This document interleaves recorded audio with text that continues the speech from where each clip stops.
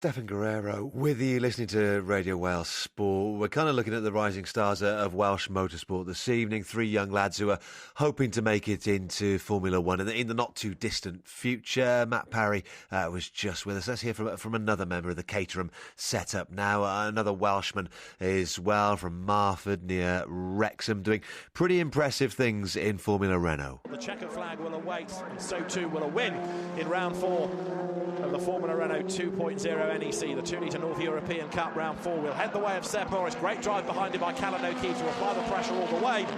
Seb Morris wins at Silverstone as he comes across the line, and he's a very, very, very happy man indeed.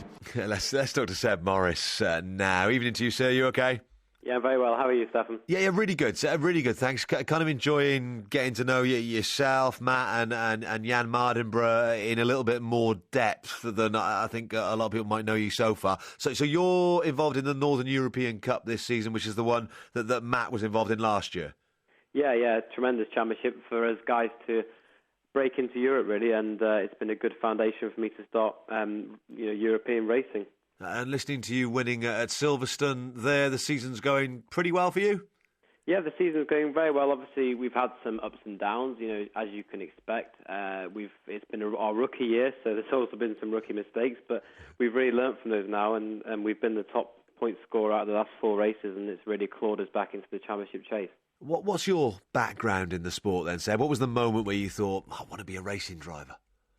Well, there's never really a moment because I was brought up around cars, and my dad's a car fanatic. He was never a racing driver himself.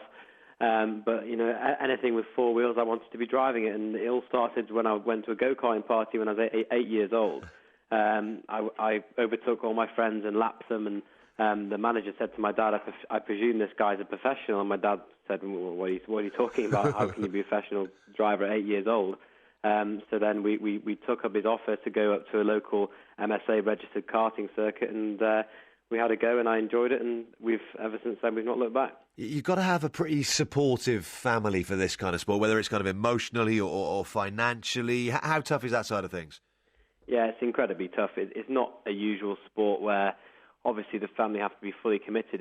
The financial aspect is astronomical, and if you can't find the sponsors and investors to take you forward, it's pretty tough on your whole family and their livelihood as well. If your parents come to every race, that's 20 weekends a year they're not at home and not seeing their friends, blah blah blah. So it's a pretty tasking thing on all of us, but it's good to have parents to support you.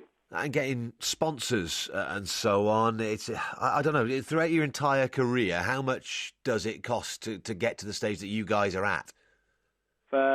It's cost to the stage that I'm at now at Formula Renault European level. It's cost about £1.5 million, and we've had to raise from private investors and sponsors, and it's about £350,000 a year at present. So it's not a cheap sport.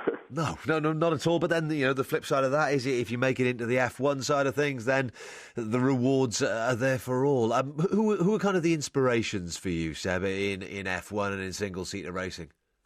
Yeah, well, Michael Schumacher has been my biggest inspiration. I grew up seeing the red car always winning, prominently at the front, and I liked his attitude and the way he drove and his style, and I like to think I'm similar in a few areas in him, and hopefully, I've used him as a role model, especially after meeting him, to use him and use his abilities and talent and try and model myself on him. Yeah, I was watching a TV documentary a couple of years ago that you were on. You got to interview Schumacher and kind of pick his brains a bit.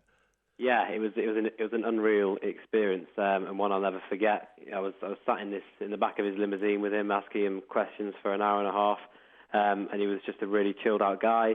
Had lots of time for me, which is unbelievable. And I could ask him anything I wanted, and he'd give me his honest answers. And even from that hour and a half, just made me the guy. I was inspired by him instantly, and the advice he was giving me was unbelievable. And I've kept that with me to this day. The way that the F1 teams sort of scout around at the karting level, at your level now as well with Formula Renault, they seem to be very keen to pick up young drivers who are very talented and push them through their system. You're with Caterham as well as Matt. Yeah, well, Caterham has been fantastic for me and Matt. Being part of a Formula 1 team is unbelievable in many ways because of the association. So it then allows you to go up to sponsors and investors And if you say I'm with a Formula One team and you're 18 years old, they're going to think, wow, this guy knows what he's doing. So it helps with everything, and it's really good now that young drivers are starting to be more recognised. We went through a patch in 2000 to 2010 where there wasn't really that many young drivers in, and it was the Schumachers and the Alonsos that had been in it for quite a long time. People like Montoya. And there weren't enough young people breaking through, and there was a lot of wasted talent in those years. But now people are starting to realise that, us young guys are now so much more nurtured than what we used to be. 10 years ago, we're pretty much at an F1 driver level already. And if any of us got a call up, as long as you're winning championships and you're a good driver, it's not as big a step as what some people may think. Although you then look at the YouTube footage that I've seen of Max Verstappen having his first go in the Red Bull and driving it into the barriers, and you kind of think, there's a bit of power in that. Yeah, I'm not sure what went wrong there. I think he must have had a brake failure or something. He was doing perfectly good donuts. Yeah, he was. You've got the other side of your career as well. I keep seeing pictures of you as a model as well. Is that a side of your career you're hoping to keep up? Yeah, it really helps. Last night I went to a thing called the Scottish Fashion Awards, which is kind of fashion ceremony. And to get your name in different events like that is really good, just to get your name out there to a wide audience, because a lot of racing drivers make the mistake of focusing purely on racing, and everyone forgets it's a very small world. So if you can get your name out there into other industries, you open your opportunities for sponsorship and investment. And if you have a good name for yourself and people like you, then you're more likely to get that package. Drivers these days have to be the whole package. So so I do a bit of that, and lucky enough to be sponsored by Jack Wills this year, which is a fantastic company, and we're doing a lot of work together moving forward this year, and hopefully I'll be in some more ad campaigns at the end of the year. I'm just seeing your suit on Twitter from last night's Fashion Awards, kind of a blue tartan ensemble three-piece. How did that go down? Yeah, it went down very well, which is good. It fitted perfectly, and the guys at Rose and White did a very good job with me. So, I wanted to dress for the occasion. How good can you be? Because we've been chatting to Jan. He wants to get into F1. Matt wants to get into it. It's got to be the aspiration for all of you guys, but you all know that a limited number of guys get there. How cutthroat is it? Yeah, it's very cutthroat. If you look at the statistics, there's 7 billion people on the earth, and there's 22 drivers in Formula 1. It's not very hard to work it out.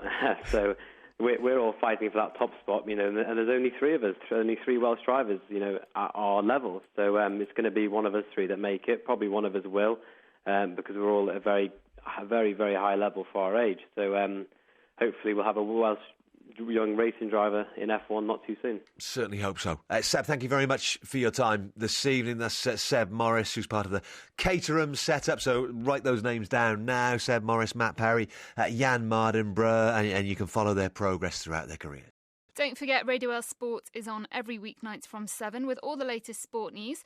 In the meantime, you can catch up with any episodes you've missed on the BBC iPlayer. Go online to bbc.co.uk/Radio Wales. That's it for this week's podcast. Thank you for listening, and see you next time.